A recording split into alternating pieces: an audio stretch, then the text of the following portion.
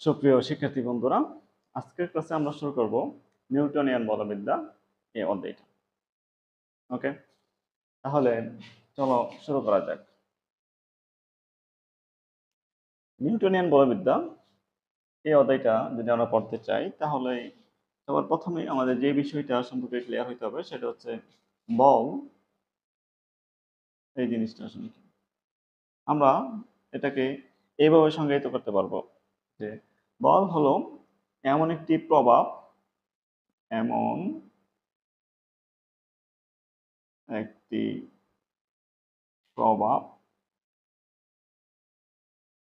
যা বস্তুর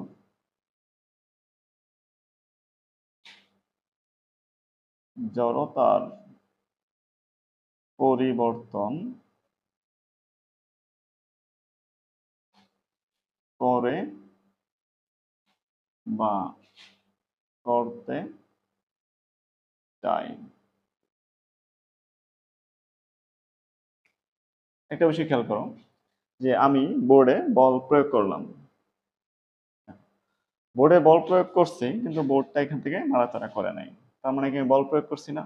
হ্যাঁ, বল প্রয়োগ করা হয়েছে। তাহলে বল প্রয়োগ করে আমি কোনো একটা বস্তুর জড়তার পরিবর্তন করতে পারি অথবা নাও পারি, আমি করতে চাইতেও পারি। এই কথাটাই এখানে বলা হয়েছে, পরিবর্তন করে বা করতে চাই। কিসের পরিবর্তন করে বা করতে চাই? সেটা হচ্ছে জড়তার পরিবর্তন করে বা করতে চাই। আমরা জানি জড়তা হচ্ছে দুই ধরনের, একটা হচ্ছে স্থিতি জড়তা,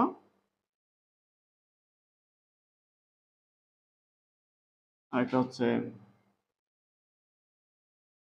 গতি জড়তা। তাহলে যে বস্তুটা স্থিতি জড়তায় আছে মানে স্থির আছে, বল চাইবে সেটাকে গতিশীল করে দিতে বা করতে চাইবে বা করে দিবে। আর যে বস্তুটা গতি জড়তায় আছে মানে গতিশীল আছে, বল চাইবে সেটাকে স্থির করে দিতে অথবা তার গতির দিক পরিবর্তন করতে। তাহলে বল স্থির বস্তুকে গতিশীল করে দেয় বা গতিশীল বস্তুকে স্থির করে বা তার গতির দিক পরিবর্তন করে। ওকে, এই বল সম্পর্কে যদি আরো বিস্তারিত আমরা জানতে চাই, তাহলে আমাদের অবশ্যই নিউটনের সূত্রগুলা জানতে হবে। তোমরা একটা বিষয় খেয়াল করে দেখবা যে কোনো বিজ্ঞানীর নামে কোনো অধ্যায় আলোচনা হয় নাই, মানে অধ্যায়ের হেডিংটাই নিউটনকে নিয়ে শুরু হয়েছে। তাহলে নিউটন বল সম্পর্কে এত বেশি আলোচনা করেছে যে তার নাম অনুসারে একটা অধ্যায়ের নামকরণ করতে বাধ্য হয়েছে। ওকে, তাহলে দেখি তো নিউটন কি বলছিল। নিউটনের সূত্রাবলী।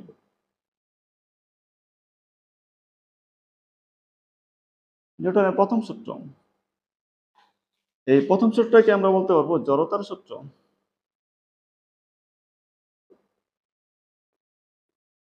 এখানে বলা হয়েছে যে বাহ্যিক কোনো বল প্রয়োগ করা না হলে, যদিও এটা 9-10 তোমরা পড়ছো, এখন আমরা আরেকটু বেশি ফিল করতে চাই বিষয়টি। বাহ্যিক কোনো বল যদি আমি প্রয়োগ না করি, তাহলে যে বস্তুটা স্থির আছে সেই বস্তুটা চিরকালই স্থির থাকে, তার মানে তার আদি বেগ বলো তার শেষ বেগ বলো এটা শূন্যই থাকবে। আর যে বস্তুটা গতিশীল আছে সে সুষম গতিতে সামনের দিকে চলতে থাকবে, তার আদি বেগ বলো এবং তার শেষ বেগ বলো দুইটা একই থাকবে। কোনো বল প্রয়োগ করছি না মানে তার কোনো ত্বরণ থাকবে না। যদি কোনো বস্তুর ত্বরণ না থাকে, তাহলে যে বস্তুটা স্থির আছে তা স্থিরই থাকবে, যে বস্তুটা গতিশীল সেই বস্তুটা সুষম গতিতে চলতে থাকবে। যখন আমরা ম্যাথ করব তখন এই বিষয়গুলো আরো বেশি ক্লিয়ার হবে। এখন আমরা চলে যাই দ্বিতীয় সূত্রে। দ্বিতীয় সূত্রকে আমরা বলতে পারবো ভরবেগের সূত্র। ভরবেগের সূত্র। ওকে, নিউটন সাহেব এখানে বলছে যে কোন একটা বস্তুর ভরবেগের পরিবর্তনের হার বস্তুর উপর প্রযুক্ত বলের সমানুপাতিক। যেমন এই একটা বস্তু, এই বস্তুর ভর সাপোজ m, এই বস্তুর বেগ u, এই বস্তুতে f পরিমাণ বল প্রয়োগ করা হলো, f পরিমাণ বল প্রয়োগ করার ফলে বস্তুটা এইখানে চলে আসলো সাপোজ। এইখানে বস্তুর ভর আগেরটাই থাকবে, কিন্তু বস্তুর বেগ বি হয়ে গেল। তাহলে প্রথম অবস্থায় বস্তুর ভরবেগ ছিল ভর আর বেগ এম ইউ, পরবর্তীতে তার ভরবেগ হয়ে গেল এম বি। তাহলে ভরবেগের পরিবর্তন কতটুকু হয়েছে? ভরবেগের ভরবেগের পরিবর্তন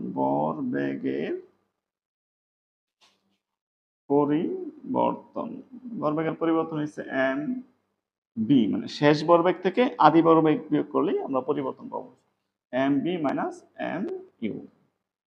তো নিউটন তো এটা বলে না, নিউটন বলছে ভরবেগের পরিবর্তনের হার। হারটা কেমনে পাবো? এই ঘটনাটা কত সময়ে ঘটছে? আমি রাখলাম যে এফ পরিমাণ বল প্রয়োগ করার ফলে টি সময় পর বস্তুটা এখানে আসছে, টি সময় এখানে যদি আসে, তাহলে ভরবেগের পরিবর্তনের হারটা পাবো M B minus M u by t. এটা হচ্ছে ভরবেগের পরিবর্তনের হার। নিউটন বলছে যে এই ভরবেগের পরিবর্তনের হারটাই প্রযুক্ত বলের সমানুপাতিক, যে বলটা আমি দিছিলাম।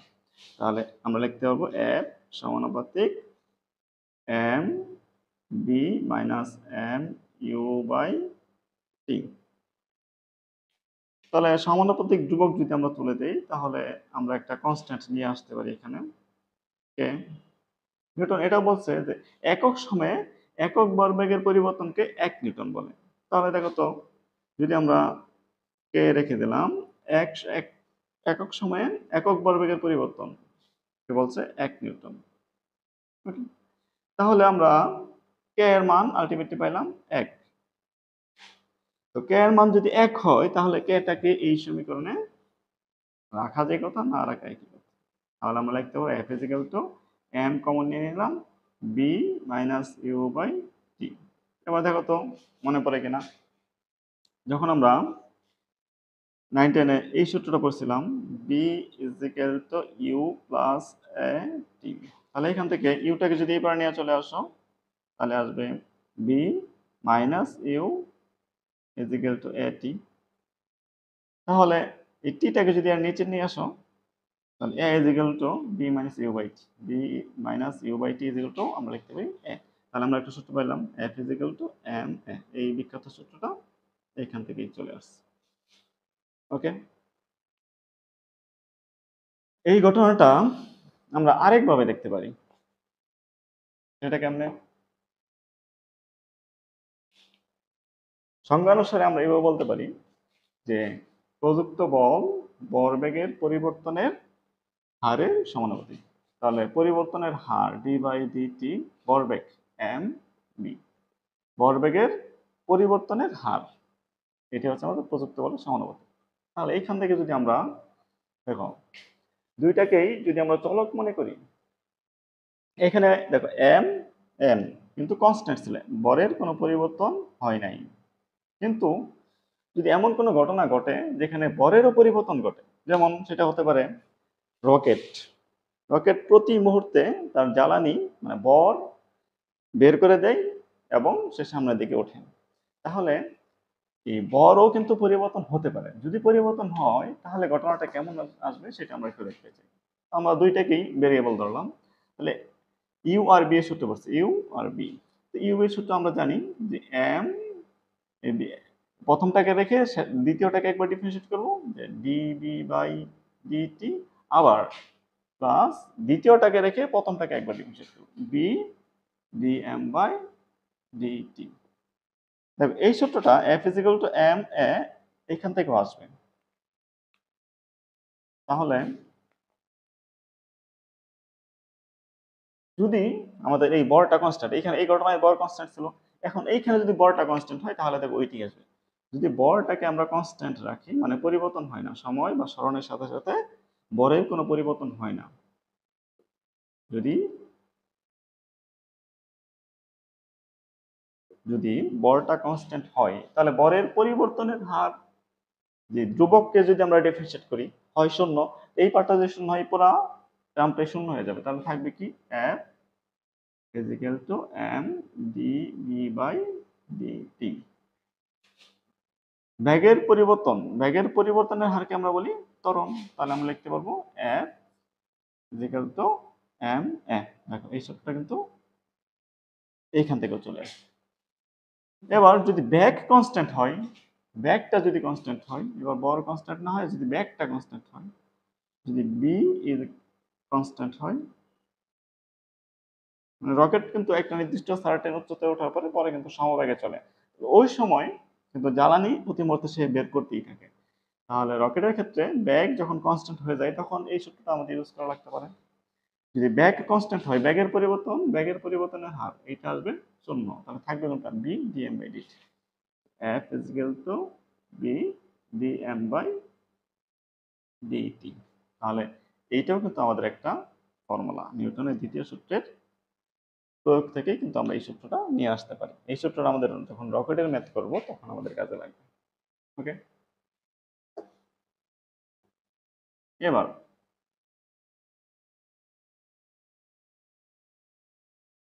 আমরা নিউটনের দ্বিতীয় সূত্রটাকে ভিত্তি করে এদের অধিকাংশ আলোচনা, সেই সামান্য কিছু আমরা এখন দেখে ফেলবো, পরবর্তীতে আরো বিস্তারিতভাবে আমরা দেখব।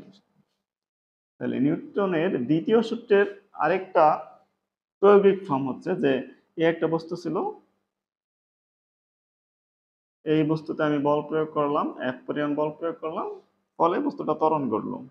সেখানে এই যে তলটা এখানে বিবেচনা করা হয়েছিল, এই তলে কোনো ঘর্ষণ বল বা অন্য কোনো ভাবে এই বস্তুতে অন্য কোনো বল নাই, বা অভিকর্ষ বল বলো, ঘর্ষণ বল বলো, কোনো বল নাই, তাহলে আমরা লিখতে পারতাম F is equal to ma।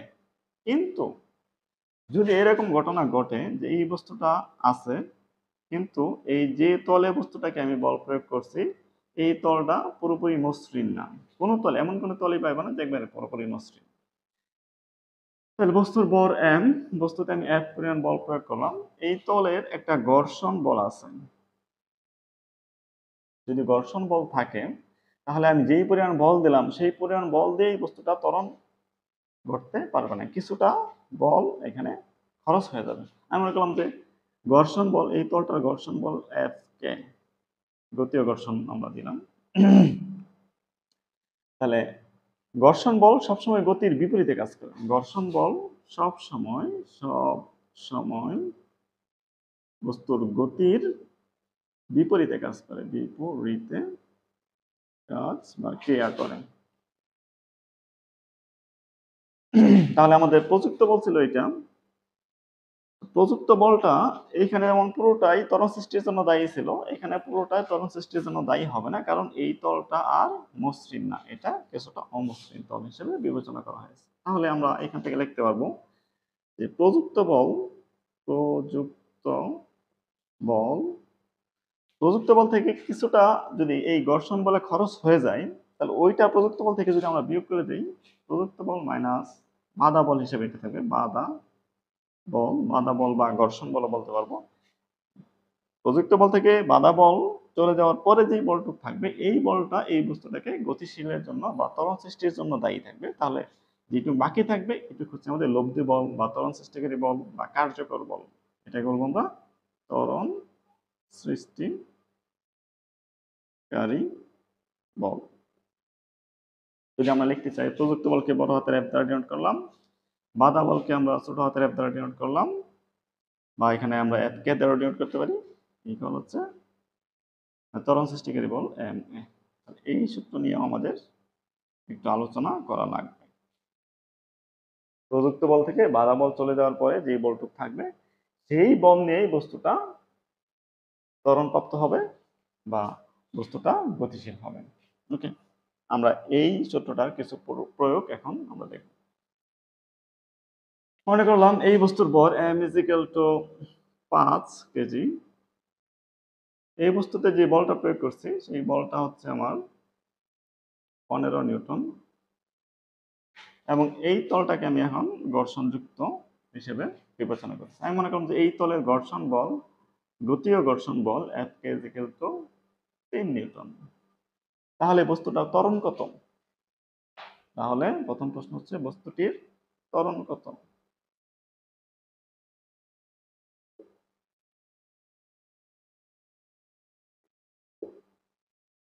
খুবই সহজ, ফর্মুলাটা অলরেডি লেখা আছে, F মাইনাস F কে ইজ ইকুয়াল টু হচ্ছে ma, ত্বরণটা বের করতে হবে। তাহলে এমটা এই পারে নিয়ে এসে ভাগ করে দিলেই হয়। বস্তুর ভর ছিল 15 আর বাধা বল ছিল 3, নিচে আসবে তাহলে ভর হচ্ছে 5, তাহলে আসবে কত 12, 12কে 5 দ্বারা ভাগ করলে আসবে a is equal to আসবে 2.4 মিটার পার সেকেন্ড স্কয়ার। তো যে কোনো বিষয় যে কোনো একটা সংখ্যাকে যদি 5 দ্বারা ভাগ করা হয় তাহলে জাস্ট ওই সংখ্যাটা ডাবল করে দিলে মাঝখানে পয়েন্ট বসাই দিলে হয়। যেমন 12কে আমরা ভাগ করছি, 12কে 5 দ্বারা ভাগ করলাম, 12 দুগুণ 24 লিখলাম 24, মাঝখানে শূন্য বসাই দিলাম, পয়েন্ট বসাই দিলাম। তোমার 25কে ভাগ করা 24কে ভাগ করা দরকার, 24 ভাগ 5, তাহলে কি করা লাগবে, জাস্ট 24কে ডাবল করবা, 4.8 হবে। আমরা শেষ। 17কে 5 দ্বারা ভাগ করতে হবে, তাহলে 17কে ডাবল করতে হবে, 17কে ডাবল করলে হয় 34, তাহলে 3.4। ওকে, তাহলে আমরা বস্তুটা ত্বরণ বের করে ফেললাম। এবার যদি বলে যে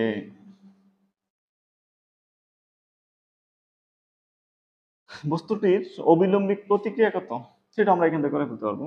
যদি বলি যে বস্তুর প্রতিক্রিয়া বল কত, বস্তুর প্রতিক্রিয়া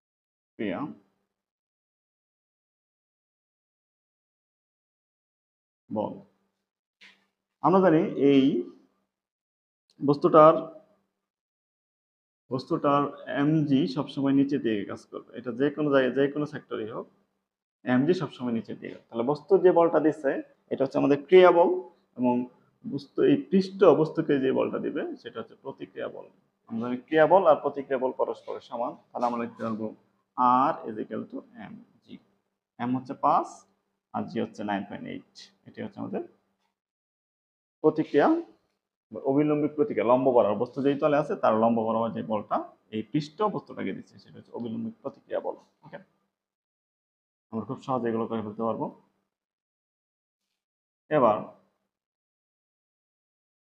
এবার আসা যাক আরেকটা প্রবলেম। এই বস্তুটা এখানে আছে, কিন্তু বল আমি প্রয়োগ করছি, বলটা আমি সরাসরি এক অক্ষ বা ভূমি বরাবর না করে বলটাকে প্রয়োগ করছি আমি এই ভূমির সাথে সাপোজ থিটা কোণ করে আমি বলটা প্রয়োগ করছি, সাপোজ এফ পরিমাণ বল প্রয়োগ করছি থিটা ডিগ্রি কোণ করে। তাহলে সেক্ষেত্রে বস্তুর ত্বরণ কেমন আসবে সেটা আমরা বের করতে চাই। বস্তুর ভর M is equal to 5 KG রাখলাম, বল আমি 15 নিউটনই রাখলাম, এবং এই তলটার ঘর্ষণ বল, গতীয় ঘর্ষণ বল আমি 3 নিউটন এটাই রাখলাম। এবার আগের প্রশ্ন, যে বস্তুটা ত্বরণ কত, হ্যাঁ ওয়াট, এবং বস্তুটার অবিলম্বিক প্রতিক্রিয়া বল কত, এই দুইটাই আমরা বের করতে চাই। তাহলে সবার আগে আমরা বস্তুটার ত্বরণ বের করি। এবার দেখো বলটা আমার এক অক্ষ বরাবর নেই, বলটা এক অক্ষের সাথে একটা নির্দিষ্ট কোণ করে আছে, বস্তু এই দিকে যাবে না, বস্তু তো এই দিকেই যাবে। এইদিকে একটা বস্তুকে যদি আমি টান দিই তাহলে বস্তুটা এই তল বরাবরই যাবে। তাহলে আমার দরকার হলো এফটাকে আর এই বরাবর না রেখে এই এফ বলটাকে এফ এর এই দিকে কতটুকু অংশ আছে সেটা বের করে নিয়ে আসা, এফ এর এই দিকে কতটুকু অংশ আছে সেটাকে বের করে নিয়ে আসা। তার জন্য আমাদের দরকার পড়বে উপাংশ। চলো উপাংশ বিষয়টা একটু বুঝে আসি। মনে করলাম এই বরাবর একটা বল আছে, এক পরিমাণ বল, সেটা এক অক্ষের সাথে থিটা কোণ করে আছে। এটা বল হতে পারে, সরণ হতে পারে, ব্যাক হতে পারে, কোনো সমস্যা নেই। তাহলে এক অক্ষ বরাবর এর কতটুকু অংশ আছে, এই এফ বলের এক অক্ষ বরাবর কতটুকু অংশ আছে, এই অংশটাকেই বলে এই এক অক্ষের উপর এফ বলের অভিক্ষেপ। এই অভিক্ষেপটা আমরা বের করতে চাই।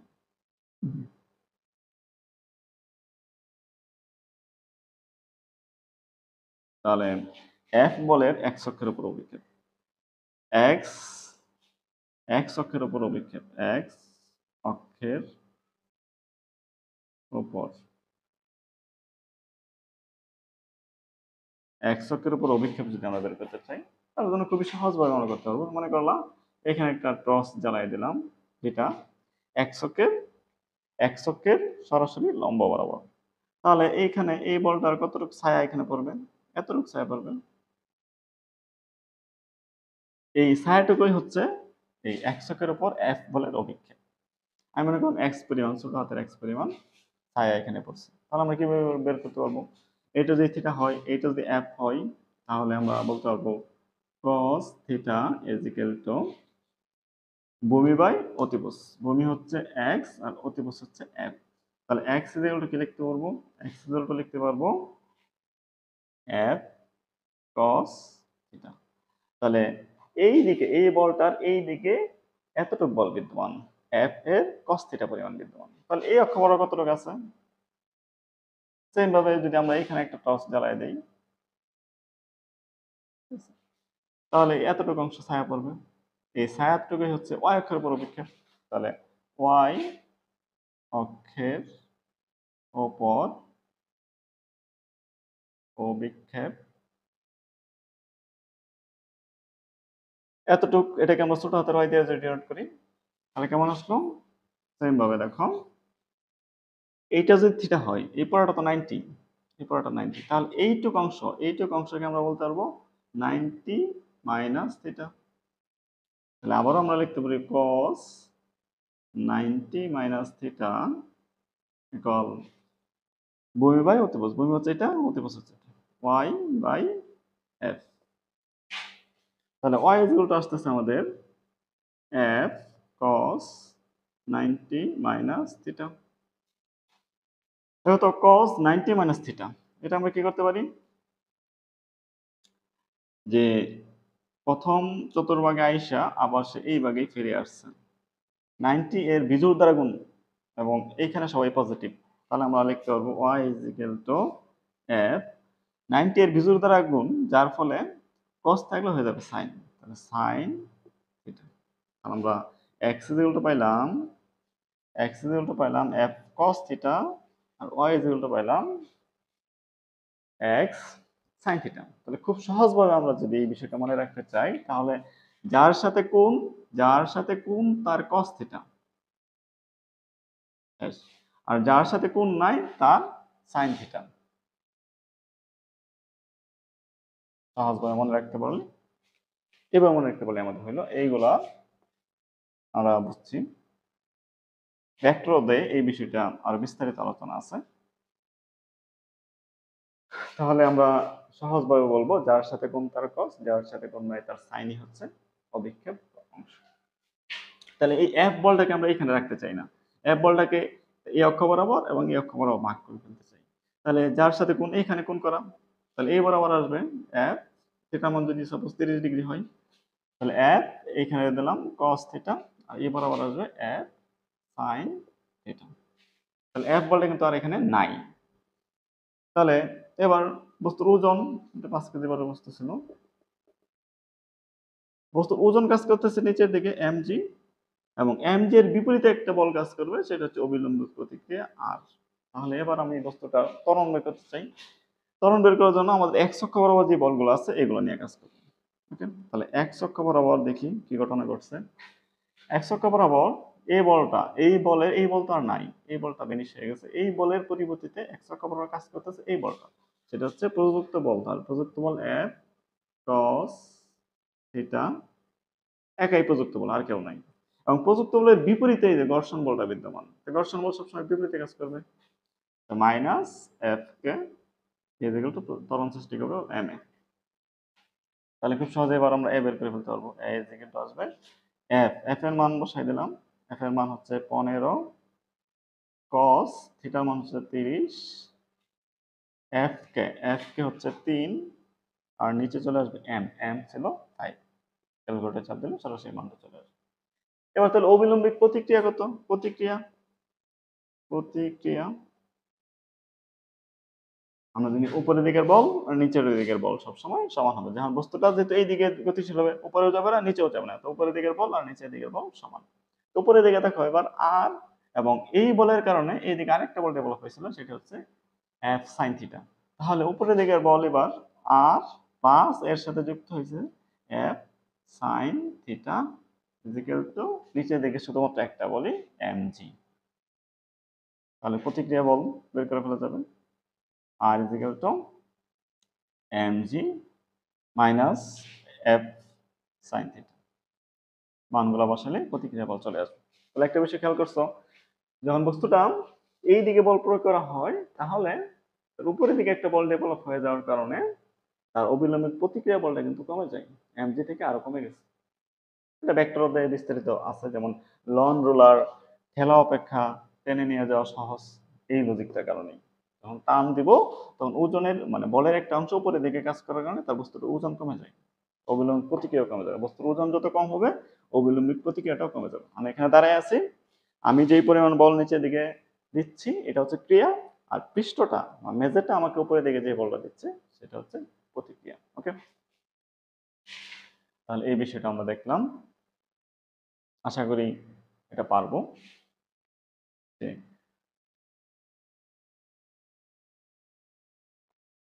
এবার আমরা এই নিউটনের দ্বিতীয় সূত্রেরই আরেকটা বিষয় দেখে আসি। সেটা এবার আর সরাসরি আণবিক বরাবর না দিয়ে আমরা একটু আনত তল বরাবর দিয়ে দেখি কেমন আসে ঘটনাটা। মনে করলাম এইখানে একটা বস্তু আছে,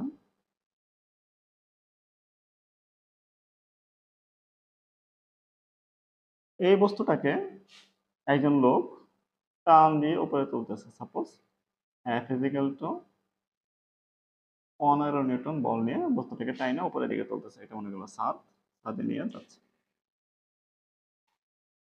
বস্তুর বর আমি যেগুলো 5 কেজি দিয়ে রাখলাম, এখানে যে কোণটা করছে সেটা সাপোজ 30 ডিগ্রি কোণ করলাম। ওকে, এবার যে মেজরটা তুলে নিয়ে যাচ্ছে সেই মেজের একটা ঘর্ষণ বল আমি দিয়ে রাখলাম, আমি যেগুলো 3 নিউটন দিলাম। তাহলে বস্তুটার উপরের দিকের বস্তুর বল দিয়ে রাখি, বস্তুর বল আমি যেগুলো 2 কেজি, তাহলে বস্তুটা কত ত্বরণে উপরের দিকে তুলে নিয়ে যাওয়া হচ্ছে। দেখো এর জন্য আবার আমাদের এই তল বরাবর কোন কোন বল আছে এবং এই তলের লম্ব বরাবর কোন কোন বল আছে সেটা আমরা ভাগ করে ফেললে সহজ হয়ে যাবে। সেটা বস্তুর বর সবসময় নিচে দিয়ে কাজ করে এমজি, কিন্তু এমজি যে বরাবর কাজ করতেছে বস্তু কিন্তু সেই বরাবর নামতে পারবে না। বস্তু যদি নামে তাহলে সে এই বরাবর নামতে পারবে, যদি আমি ওইদিকে বল না দিই তাহলে এই বরাবর সে নেমে চলে আসতে পারে। কিন্তু সমস্যা হচ্ছে যে এই দিকে কতটুকু অংশ কাজ করতেছে সেটা বের করতে হবে আগে। তাহলে এইখানে যদি 30 হয় তাহলে এইখানে হচ্ছে 60, ওকে, এটা যেহেতু 90, তাহলে দেখো তো এই বাহু আর এই বাহু হচ্ছে সমান্তরাল, এইটা তাদের সাধারণ স্পর্শক। তাহলে এইখানে যে কোণটা আছে এইখানে সেই কোণটাই বিদ্যমান।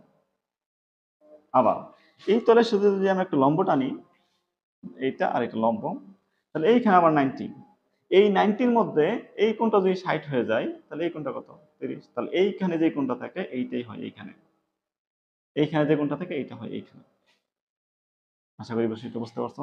তাহলে এমজি কে আমরা এখন আর এই দিকে দেখতে চাই না, এমজি কে আমরা তার লম্ব বরাবর, এই তলের লম্ব বরাবর, আর যেই তলে সে নামতে পারবে সেই তল বরাবর নিয়ে চলে আসতে চাই। তাহলে এই বরাবর আসবে এমজি, যেহেতু এইখানে থিটা, এই থিটাটা এইখানে ছিল, তাহলে এই বরাবর আসবে এমজি cos 30, যেহেতু এইখানে দিয়ে হিসাব করতেছি তাহলে এইটা দরকার নাই, এই বরাবর আসবে এমজি sin 30। এখন তুমি এখানে সাইন 30 না দিয়ে cos 60 ইউজ করতে পারো, তার কোনো সমস্যা নেই। তাহলে mg cos 60, দেখো দুটো মানে কি, কোনো সমস্যা নেই। তার মানে আমরা সবসময় খেয়াল রাখবো যে এইখানে যে কোণটা থাকে এই কোণটা হয় এইখানে, তাহলে এই বরাবর আসবে mg cos আর তার লম্ব বরাবর আসবে mg sin। ওকে, তাহলে দেখো তো mg কে আমরা দুইটা উপাংশে ভাগ করে ফেলছি। এবার বস্তুর উপরের দিকে বল ছিল আমাদের, উপরের দিকে বল ছিল F এবং নিচের দিকে একটা বল ডেভেলপ হয়ে গেল ওজনের জন্য, সেটা হচ্ছে mg sin 30।